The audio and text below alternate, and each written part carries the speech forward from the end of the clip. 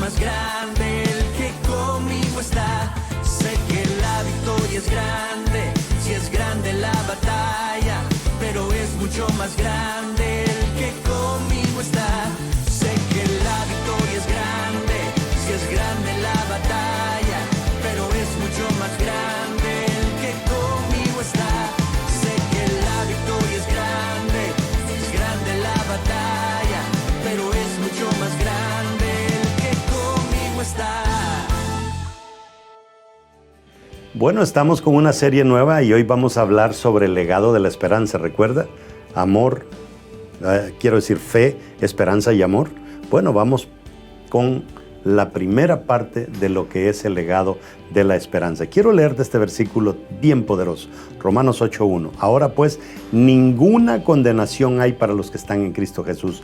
Los que, dice bien claro, ponle atención, los que no andan conforme a la carne, sino conforme al Espíritu. Y hay 8 cosas importantes, razones que me enseña Pablo, por las cuales no debemos perder nuestra esperanza. Porque el enemigo, se han hecho encuestas en Estados Unidos y las encuestas han revelado que el 97% de los cristianos no están seguros si se van a ir al cielo. Pero la primera cosa que vamos a tratar aquí es, pues la número 1 es, puedo vivir mi vida sin condenación, sin pensar que Dios me va a condenar. Eso es lo que dice Romanos. Ninguna condenación hay para los que están en Cristo. Oímos voces de afuera que nos dicen que no vamos a ser salvos. Oímos voces de Satanás mismo que nos dice que no vamos a ser salvos. Oímos voces interiores de que no vamos a ser salvos. Pero Dios dice, no tengan pena, van a ser salvos. Esta serie va a ser muy importante para fortalecer tu fe, tu amor y todo como evangélico que eres.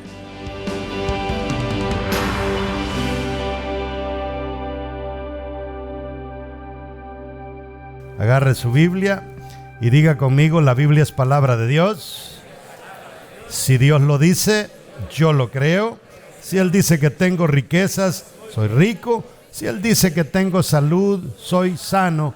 Si Él dice que tengo salvación, soy salvo. Y si Él dice que soy su hijo, soy importante. Por eso, de hoy en adelante, nadie más me definirá. El único que me define es Dios, mi Hacedor. Dele un aplauso al Señor. No sé si se dio cuenta, pero todo lo que hicimos en la declaración de fe tiene que ver con la esperanza. Y eso es lo que vamos a estar leyendo o estudiando el día de hoy. Quiero que se vaya conmigo al Salmo 78 del 1 al 4.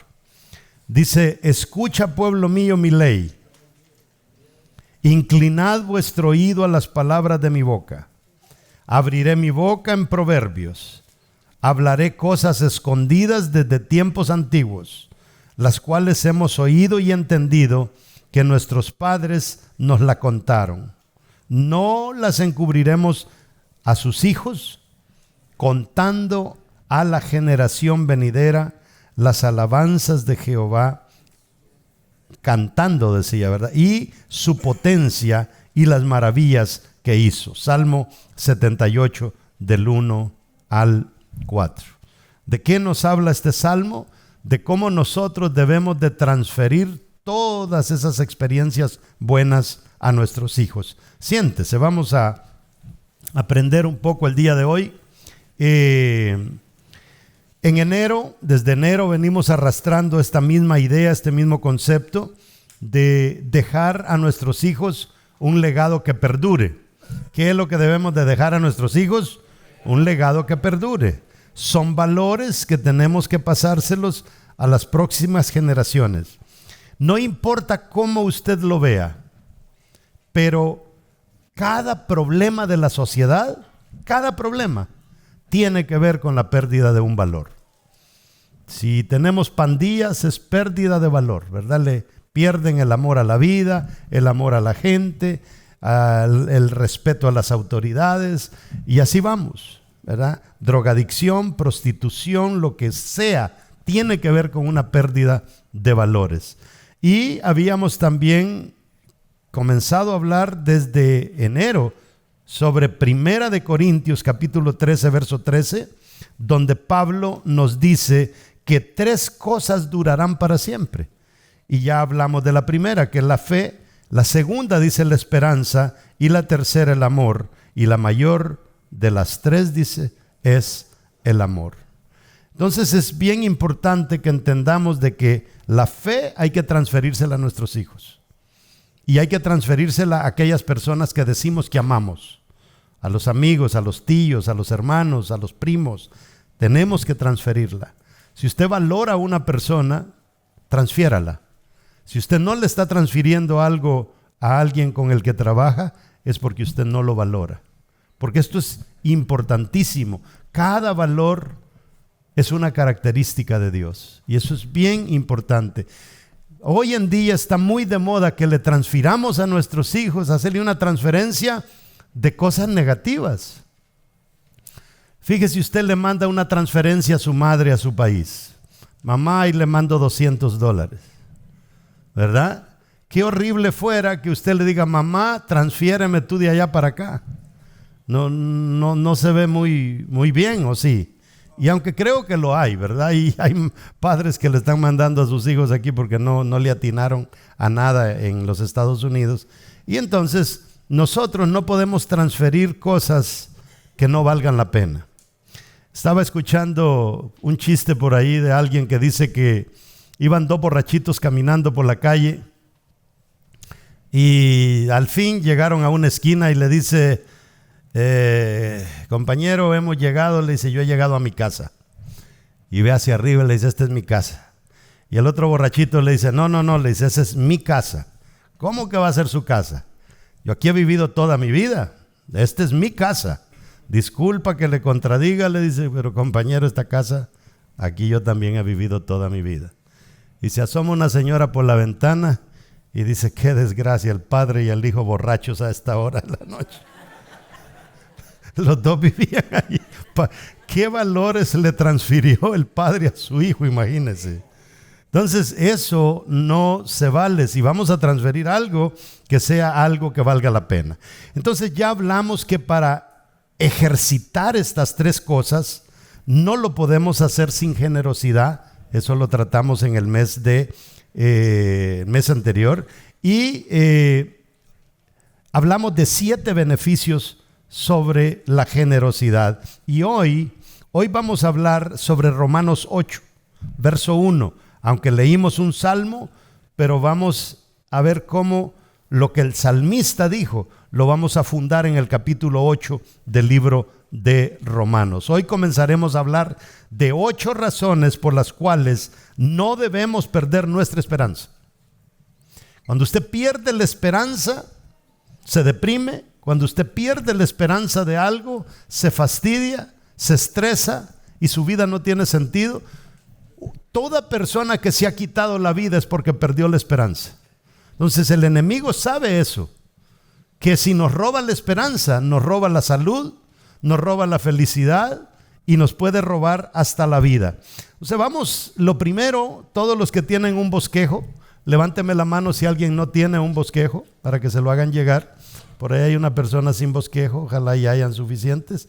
Dicen que se acabaron, ok. Bueno, el que piensa botarlo a la salida, ¿por qué no se lo da al hermano ya? La primera cosa que quiero que lea conmigo primero Romanos 8:1, pero léalo entendiendo. Ahora pues, dice Pablo, ninguna condenación hay para los que están en Cristo Jesús. ¿Entiende eso usted? Ninguna condenación. Por donde el diablo le busque, no nos puede condenar. Y yo quiero que entienda una cosa usted, que quien está escribiendo aquí es el apóstol Pablo. El apóstol Pablo fue estudiante, alumno de Gamaliel. Y Gamaliel era miembro de la Corte Suprema de Justicia, lo que era el Sanedrín. Lo cual quiere decir que Gamaliel era abogado. Y Pablo era prácticamente un abogado. Y Pablo nos presenta esto como un abogado defendiendo este caso de que vamos a suponer que el enemigo, ¿verdad?, como acusador quisiera robarnos la salvación. Dice Pablo quiero que entiendan una cosa: ninguna condenación hay para los que están en Cristo.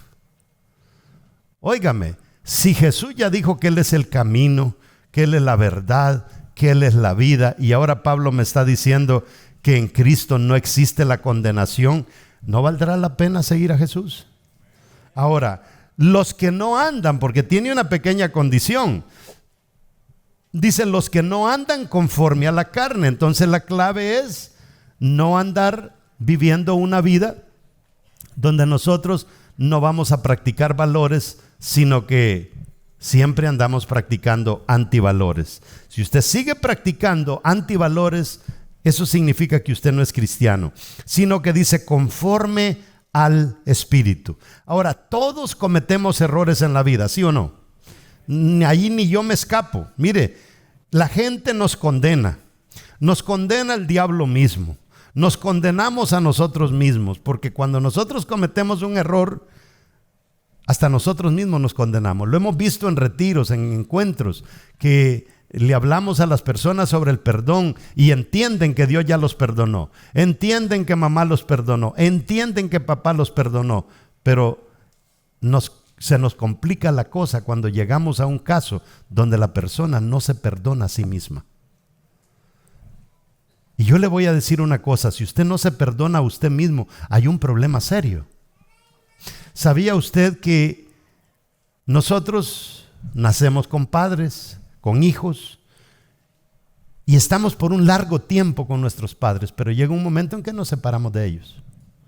Estamos un largo tiempo con nuestros hijos, pero llega un momento en que ellos se van. Pero hay alguien que nunca se va de su lado. ¿Sabe quién es? Usted. Usted no se puede escapar de usted.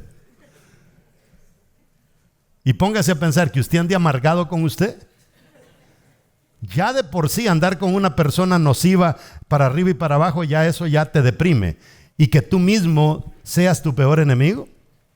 Y encima de eso hay otros que también están peleados con Dios. Y eso te va a robar la paz, eso te va a estresar, eso te va a traer todo tipo de problemas. Ahora, producto de esa condenación, mire, se arruina nuestra salud.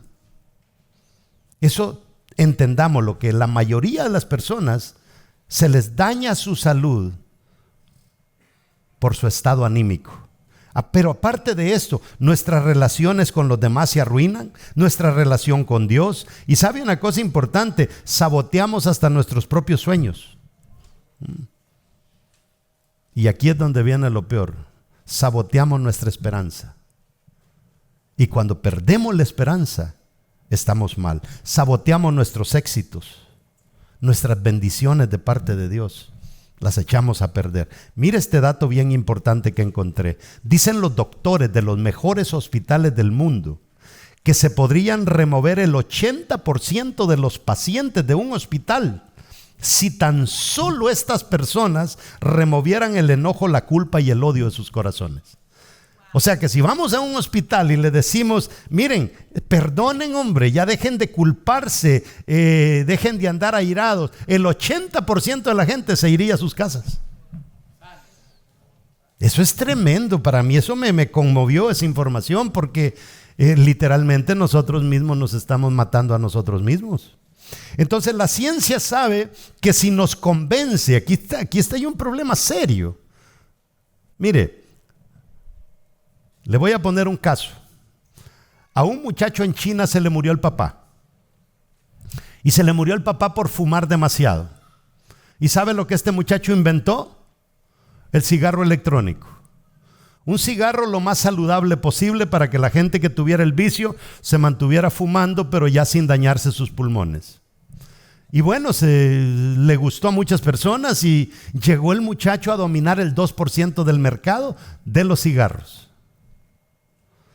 Y dijeron las tabaqueras o tabacaleras, no sé cómo le llamen, las que manejan todo el tabaco del mundo, dijeron: no le pongamos atención, solo es el 2%. Y este muchacho comenzó a crecer, llegó al 4, llegó al 6, llegó al 8, llegó al 10 y llegó hasta el 20% del mercado con los cigarros electrónicos, pero con componentes que no dañaban tu salud. Entonces dijeron las grandes empresas de los cigarros, comprémosle. Y le pagaron una millonada al muchacho. Y ahora arruinaron más de lo que ya estaba arruinado el cigarro electrónico, y le comenzaron a meter un montón de aditivos que ahora es igual de malo, si no peor, el cigarro electrónico. Pero ¿qué fue lo que pasó?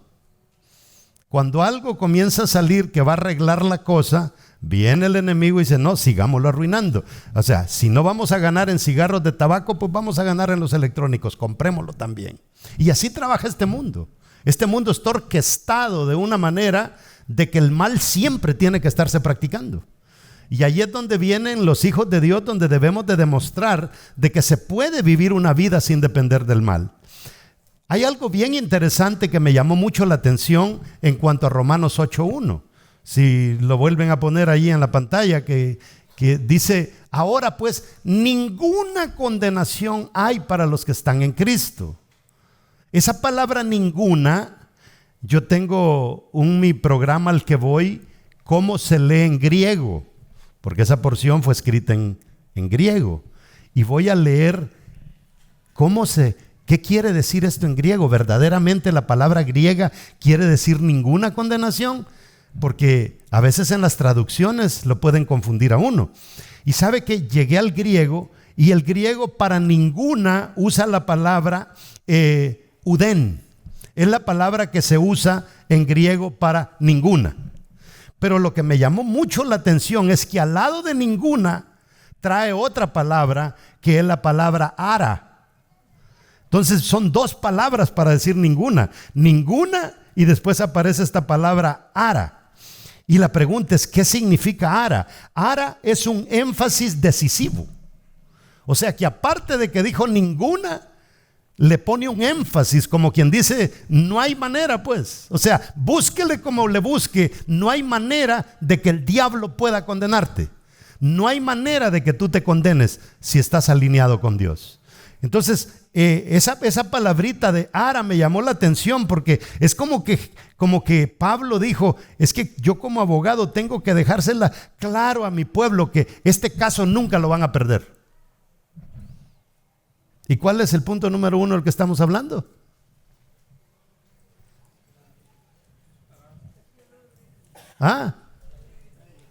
Ayúdenme, ¿cuál es? Sí lo dije.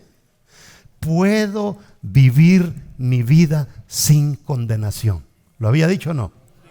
Bueno, ese es el punto número 1. Cuando me puse a hablar de que si había más panfletos, el punto número 1 de la bendición de la esperanza que la Biblia me da es que yo puedo vivir mi vida sin condenación. Cuando usted se aleja la condenación de usted vive una vida más tranquilo. ¿Sabía usted que han encuestado a evangélicos en todos los Estados Unidos y la encuesta reveló que el 97% de los evangélicos dicen que no saben si se van a ir al cielo? El 97%. O sea que la esperanza, el diablo se la quiere robar a todas las personas que tienen su fe puesta en algo. Oía a un musulmán que hablaba el otro día que dice, tenemos un serio problema, dice un imán. 24% de nuestros jóvenes están perdiendo la fe en el Islam. 24%. Y se están haciendo ateos.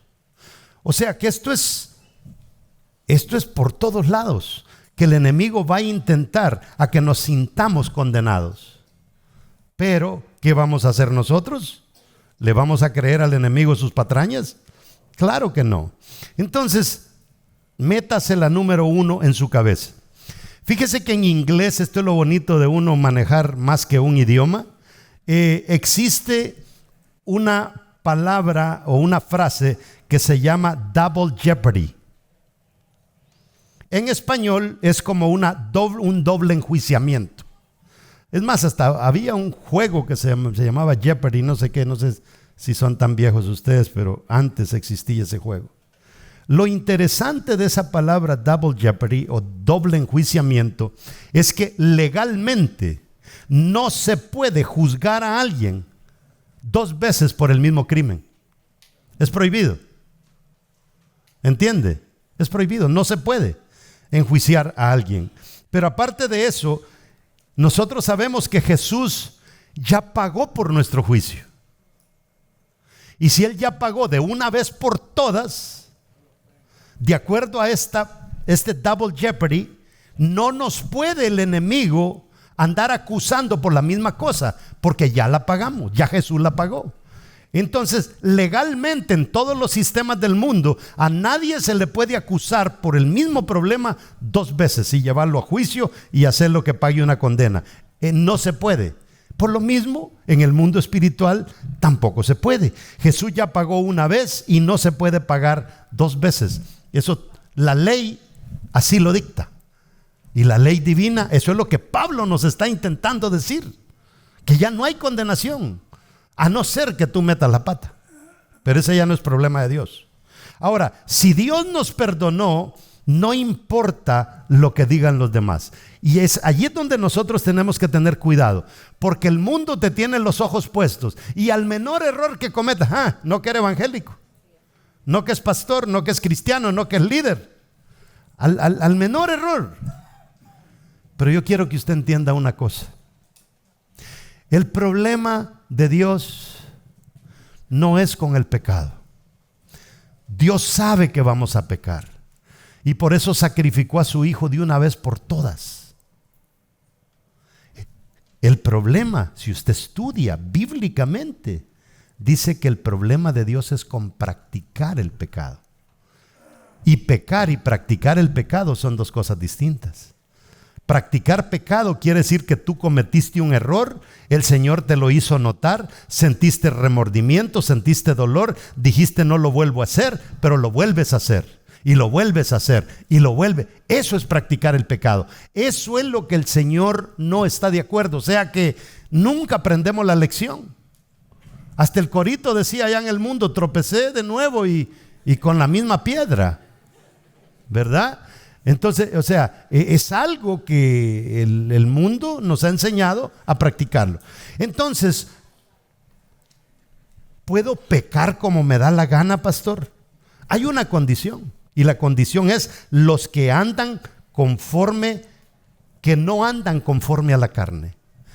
Para esas personas, y no es de que no cometas errores, es que tú haces hasta el último esfuerzo por no cometerlo. Porque Pablo mismo decía, es que yo sé que eso es malo, pero mi cuerpo me quiere llevar otra vez a que lo practique. Estamos atrapados en esa situación. La segunda cosa, entonces, ¿cuál es la número uno? No hay condenación. No hay condenación. Número dos, lea conmigo Romanos 8:2. Dice, porque la ley del Espíritu de vida en Cristo Jesús me ha librado de la ley del pecado y de la muerte. Entonces, ¿cuál es la número dos? Somos libres. Allí lo dice. Volvamos a leerlo. Porque la ley del Espíritu de vida en Cristo Jesús me ha librado de la ley del pecado y de la muerte. Entonces, somos libres. Aquí es donde hace un tiempo atrás, y este año que viene, primero Dios, la voy a volver a predicar una serie que se llamó ¿Por qué vuelan los aviones? ¿Sabe usted que nosotros a veces no hacemos algo por ignorantes? Ignoramos. Hubo un tipo por ahí en Italia que se llamaba Bernoulli. Bernoulli hizo esto. Fíjese, qué interesante, Dios mío. Bernoulli agarra un pedacito así de papel, sopla,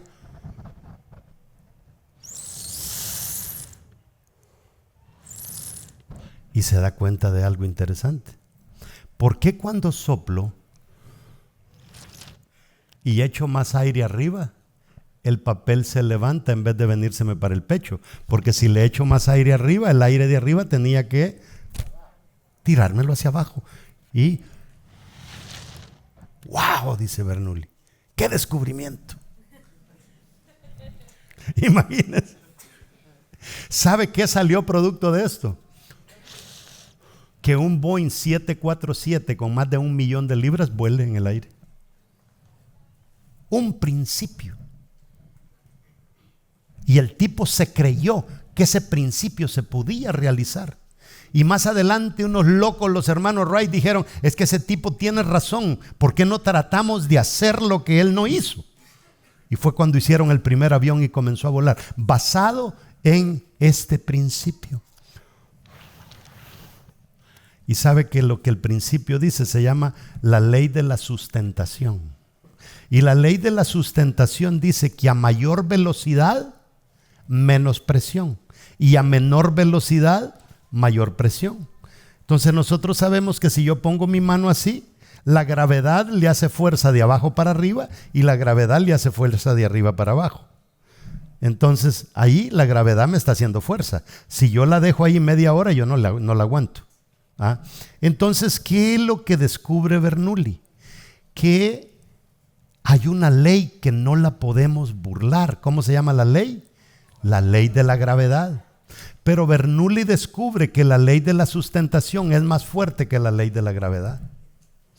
Pero para que sea más fuerte, tenemos que hacer que entre más aire le entra por arriba, ¿qué pasa? La gravedad no le hace presión para abajo. Y entre menos aire entra por abajo, la gravedad le va a hacer presión para arriba. Entonces, ajustan el ala para que le entre más aire por arriba, para que la gravedad sea burlada, y le meten menos aire por debajo para que la gravedad empuje hacia arriba, y sin darse cuenta, burlamos la ley de la gravedad. Encontramos una ley superior. Una ley que hizo posible que algo que no existía ahora existe. Y eso es lo que Pablo nos está diciendo. Quiero que entiendan una cosa. Estaba la ley del pecado, pero soplando por el papelito, ¿verdad? Viendo el papelito, nos damos cuenta de qué. Nos damos cuenta que a mayor velocidad, menos presión, a menos velocidad, mayor presión. ¿Qué es lo que sucede, mis amados hermanos? Cuando usted se mete en las cosas de Dios y usted le pone velocidad a las cosas de Dios y le pone empeño, usted se conecta con Dios. Pero si usted se queda estacionado en la casa y ya no vuelve a las cosas de Dios, usted no va a llegar a ninguna parte. Entonces, la ley de la aerodinámica descubre que hay una ley superior para vencer a la ley de la gravedad. Y Pablo dice, lo mismo les quiero enseñar yo. Hay una ley superior que vence la ley del pecado. ¿Cómo se llama esa ley superior? Romanos 8:1. ¿Cómo se llama esa ley superior? Ahora pues ninguna condenación hay para los que están en Cristo, los que no andan conforme. Dame el 2. A ver qué dice el verso 2. Porque ¿qué dice? La ley del Espíritu de vida en Cristo Jesús es superior a la ley del pecado. Yo creo que le estoy predicando a la iglesia equivocada, pero de todas maneras ya me metí en esto, tengo que terminar. Ahora, Pablo también nos habla de esto y él le llama la ley del pecado, es como lo que le acabo de explicar de la gravedad. Entonces, nosotros, hermanos, no fuimos creados para vivir en base a nuestro poder o capacidad. Nosotros creemos que fuimos creados por eso. La única manera de experimentar libertad en nuestra vida es dejando que Dios tome control de nuestra vida. Los que hicieron el tiempo con Dios hoy, dice David, si es que él escribió el Salmo 44, dice, es que yo ya no me voy a defender contra el enemigo con espada, ni dice, yo mejor confío en Dios. Cuando confiamos en Dios, es que literalmente demostramos la palabra que les estoy predicando hoy. ¿Qué es lo que demostramos? Esperanza. Yo espero en Dios, mi Salvador, mi roca fuerte, el que me sustenta. David siempre hablaba así. David decía, la mano de Jehová no se ha cortado. Como que le decían, David, estás tan lejos, tan bajo que ya ni la mano de Dios llega hasta ese. No, la mano de Dios nunca se ha acortado. David tenía una forma específica de ver a Dios. No sé cómo lo ves tú. Ahora, la única manera de experimentar libertad es dejar que Dios tome control de nuestra vida. Eso se los he repetido a ustedes muchísimas veces. A veces cuando se los he compartido en los encuentros. A mi mamá a los 12 años le mataron a su papá. Se llamaba Luis. Yo soy Luis II, mi hijo es Luis III, su hijo es Luis IV. A sus 12 años, un primo lo invita a tomar sopa de gallina y el Señor provocó a mi tío, y cuando lo provoca, mi tío se levanta y se enoja y le dice: quédate con tu sopa. Pero un amigo del Señor ya le había quitado el revólver a mi tío, porque en esos tiempos se andaba armado. Y entonces el Señor le saca la pistola y le dice: si no te tomas la sopa, te mato. Y viene él y le dice: bueno, mátame, y ya no tiene la pistola. Le pegó el tiro y comenzó a desangrarse. Él viene y agarra un vaso y llena el vaso con sangre de mi abuelo. Mire qué triste esto. Y se lo da a sus hijas que se lo beban. Saber todo eso. Una niña de 12 años como mi mamá. Y llega la policía. 4 hermanitos, uno como de 10, 12, 13 y como 14. Dice la policía: ustedes solo díganme qué quieren hacer y nosotros lo hacemos. ¿Quieren que lo matemos? Lo vamos a matar. 4 hermanitos se pusieron de acuerdo y dijeron: dejémoselo a Dios. El señor con la esposa murieron de diarrea. Sus 2 hijas terminaron en el manicomio y murieron locas. Su hijo mayor murió de cáncer. Y el único, el más jovencito, que una vez se juntó con mi mamá en un bus y le dijo: Lidia, yo quiero en nombre de mi papá pedirle perdón por lo que mi papá hizo. Ese que pidió perdón es el único que todavía está vivo. Es que cuando nosotros confiamos en Dios, las cosas cambian. Mi mamá no manchó sus manos. Ahí está la señora bendecida. Imagínense, si mi mamá hubiera manchado sus manos, ¿y qué no hubiera pasado? Quizás la meten presos a los hermanos, y resulta que mi mamá no hubiera conocido a mi papá. Si no conoce a mi papá, no nazco yo. Si no nazco yo, ¿quién le estuviera predicando hoy? O sea,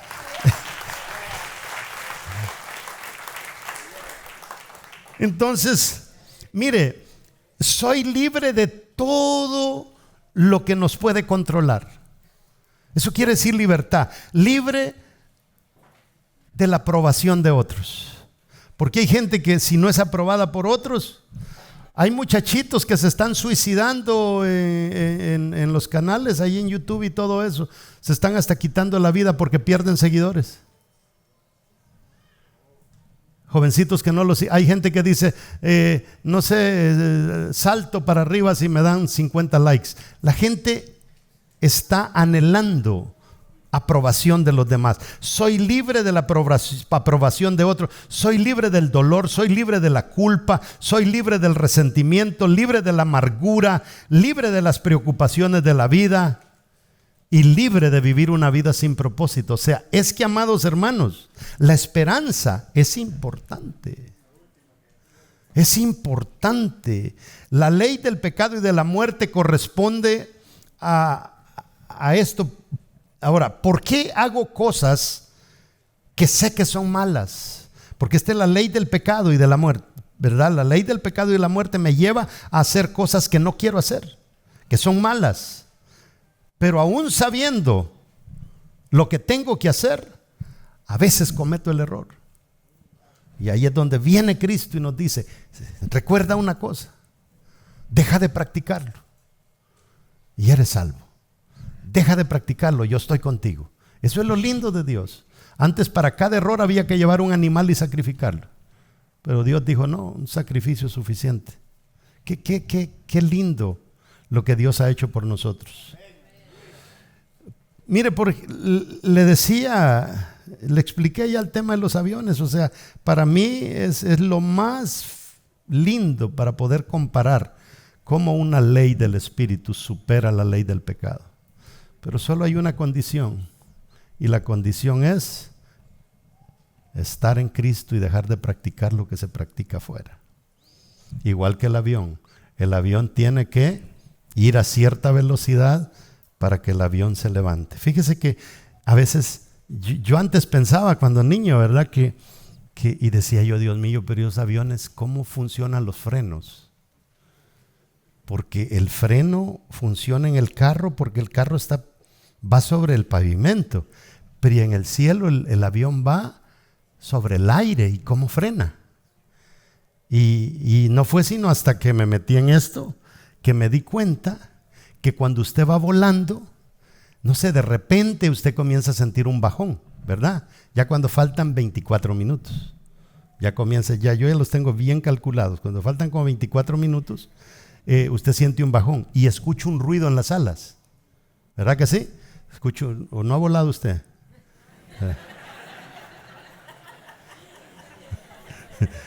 Y escucho un ruido en las alas. ¿Sabe lo que pasó? El perfil alar se ajustó para que entre más aire por debajo que por arriba, y entonces la misma presión atmosférica comienza a llevar el avión para abajo. Y esos son los frenos del avión. Entonces, ¿quiere usted que le vaya mal en las cosas de Dios? Desajuste su perfil alar. Usted desajusta su perfil alar y automáticamente la ley del pecado lo va a hacer aterrizar. Y terminamos muy mal. Mire lo que dice, vamos a ir ya pasando, pero déjeme leerle Romanos 8, del 5 al 6. Mire, en Jesús vemos parejas al borde del divorcio ser restauradas, hijos drogadictos volver a casa, vemos economías en quiebra ser restauradas, vemos ladrones convertirse en gente honesta. Eso lo hemos visto, yo lo he visto. O sea, hay transformación en Cristo.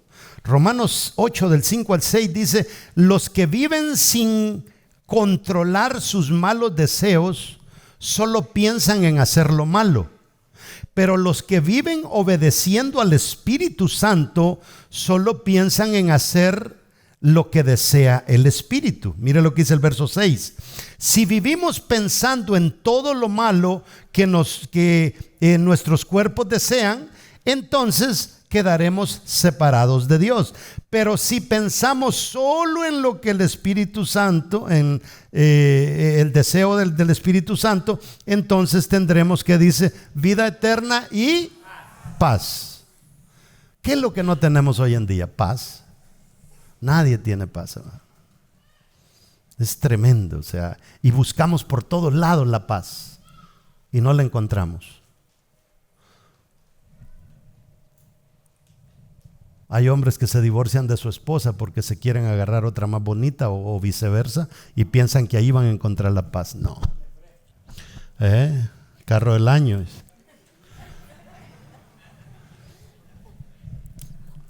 Dicen que se juntó este señor con un amigo y le dice: oye, tu abuelo. Mi abuelo, le dice, se acaba de casar. Se acaba de casar. Si tu abuelo tiene como 65 años, sí, se acaba de casar. ¿Y con quién se casó? Con una muchacha jovencita, le dice. 24 años tiene la muchacha, pero muy buena la muchacha, le dice, hasta evangélica es. Todos los días cuando yo llego, solamente habla de un Nuevo Testamento. Pucha, ustedes sí son lentos, man.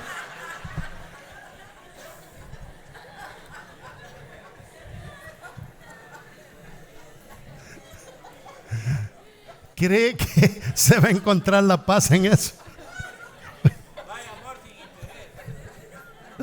Ay, Dios mío, ustedes sí que son lentos. Algunos allá en el parqueo se van a ir a reír. Y la tercera cosa, me van a quedar 5 todavía. La tercera cosa, amados hermanos, es vida eterna. No hay condenación, somos libres y tenemos vida eterna.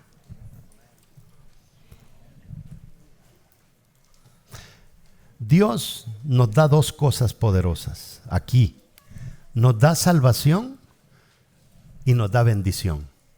La salvación es lo que Pablo está diciendo. La bendición, eso va a depender de nosotros. Si queremos que Dios nos bendiga, tenemos que movernos como Dios quiere que nos movamos. Porque, mire hermano, la ley de Dios es bien sencilla. La ley de Dios, que le llaman ley, es simplemente instrucciones. Por ejemplo, yo estoy así y alguien me dice, por favor, pastor, si le va a dar para atrás, no vaya a dar 4 pasos, porque el cuarto paso usted va a caer en el abismo. Entonces yo doy 1, 2, 3, y si doy el cuarto, me somato. Esa es la Biblia, las instrucciones de Dios, porque Dios ya tiene medido. Él ya sabe que 4 pasos me voy a ir al suelo. Y hay gente que dice, es que a mí no me gusta eso de la ley de Dios, porque es que Dios lo que pasa es que Él ya sabe. Y por adelantado te dice lo que no debes de hacer, porque si lo haces te vas a reventar, y si te revientas a Él le va a doler como padre. Ahora, con relación a la vida eterna, me quedan 6 minutos. Dice Romanos 8:11, y si el espíritu de aquel que levantó de los muertos a Jesús mora en vosotros, el que levantó de los muertos a Cristo Jesús vivificará también vuestros corazones mortales por su espíritu que mora en vosotros. Vuelva a leer eso.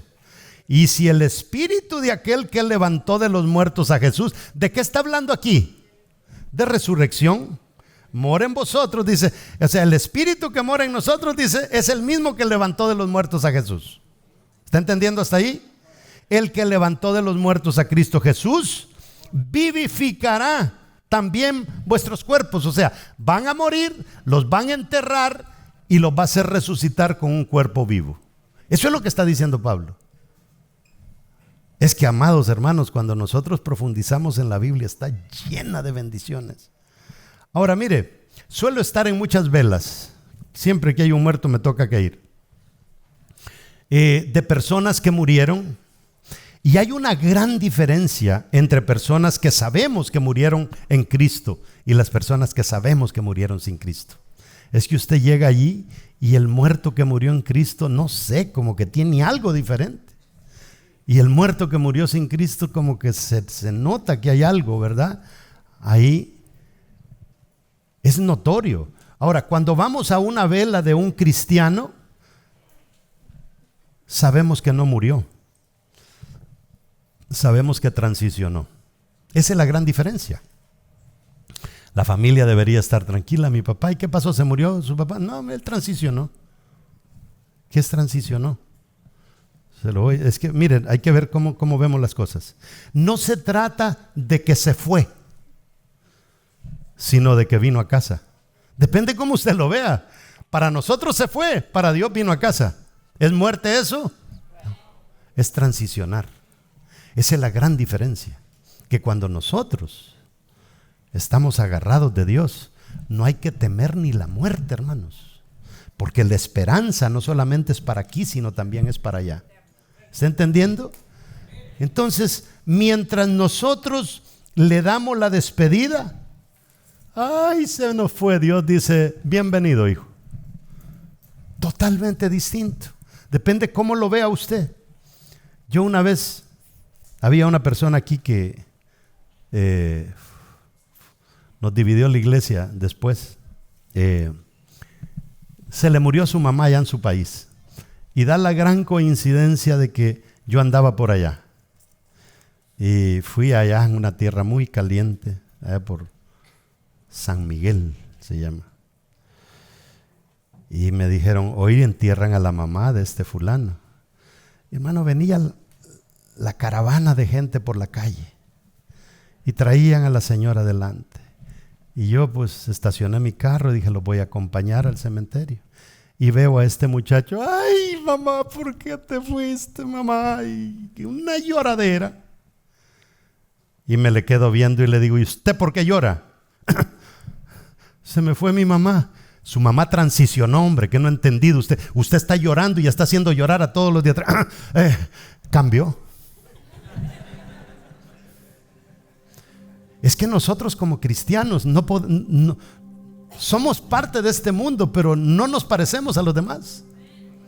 Y por eso cuando mi papá murió, yo tranquilo de la vida. Otros lloraron, era yo tranquilo porque sabía que mi papá había transicionado. ¿Y sabe qué? Me quedaron mis dudas, porque este asunto de perder la esperanza es tremendo. Y me quedaron mis dudas porque yo oí que mi papá le dijo una mala palabra a la enfermera como 3 días antes de morir. Y le dijo, vieja hija de la gran no sé qué, ¿verdad? Y entonces dije, ay papá, le dije, esas palabras ya no se dicen. Y me dijo, es que ya me acalentó la vieja esta. Me dijo que sí, papá. Y fíjese que muere mi papá y yo me quedé con esa interrogante. ¿Será que mi papá está con Dios? ¿Será que mi papá está con Dios?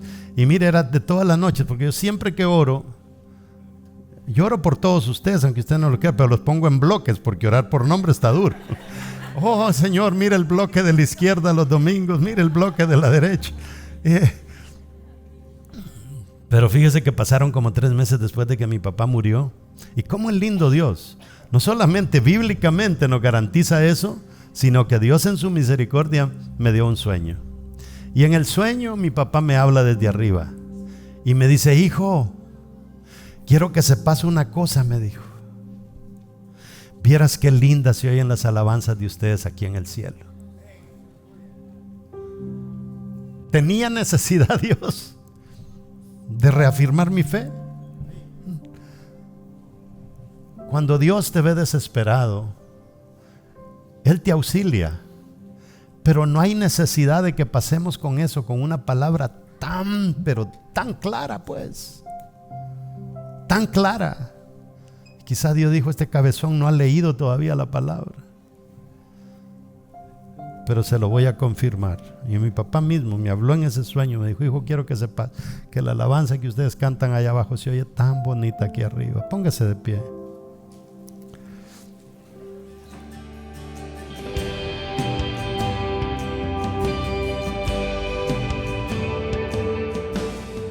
Me llamó mucho la atención, no sé si a ti te impactó lo que los médicos dicen, que el 80% de la gente en los hospitales saliera del hospital si tan solo le pusieran un paro, un hasta aquí al enojo, a la culpa y al odio.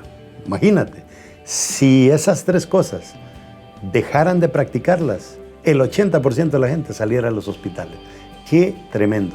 ¿Y sabes cómo se le llaman a estas 3 cosas? El enojo, la culpa y el odio. Literalmente son los asesinos de la esperanza. Bien importante. Y algo que me llamó mucho la atención es cómo en la palabra nosotros encontramos esas 2 palabras que se usan en el griego original para decir que ninguna condenación hay. Literalmente la otra palabra que está al lado de ninguna, te lo dirían las palabras que se usan en griego, pero no avanzamos mucho. Pero sí te voy a decir que al lado de la palabra que se usa para ninguno, hay otra palabra que literalmente es un énfasis, que dice, como diciendo, ténganlo por seguro, ni tan siquiera se atrevan a dudar que somos salvos. Qué importante. Ahora, yo sé que hay bastantes personas que me escucharon que no han entablado una relación con el Señor Jesús y quizás estén preguntando, ¿cómo le hago? Porque yo quiero estar seguro que cuando muera aquí y nazca la eternidad, yo quiero estar con Dios, yo quiero ser salvo. Haz esta oración conmigo. Después puedes ir a Romanos capítulo 10, verso 9 y vas a ver qué sencillo. ¿Está listo? Di conmigo, Señor Jesús, gracias por toda tu sangre que fue derramada en la cruz por mí. Gracias a ese sacrificio perfecto en la cruz, hoy yo puedo decir que soy salvo. Señor, gracias por perdonar mis pecados y gracias por escribir mi nombre en el libro de la vida. Amén. Si tú hiciste esa oración, literalmente pasaste de muerte a vida y es bien importante que lo tomes muy en serio. Ahora, como siempre lo digo, es tiempo de ir a una iglesia, plantarte ahí, echar raíces y comenzar a crecer y tu vida va a ser transformada. Bendiciones a cada uno de ustedes que nos han sintonizado.